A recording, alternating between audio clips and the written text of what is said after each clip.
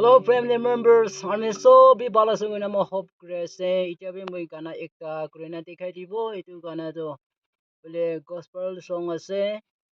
meaning to issue so to kinaga bil lokal na paribo ina kwala itu kana ase itu kana ekta kurina dikhai dibo.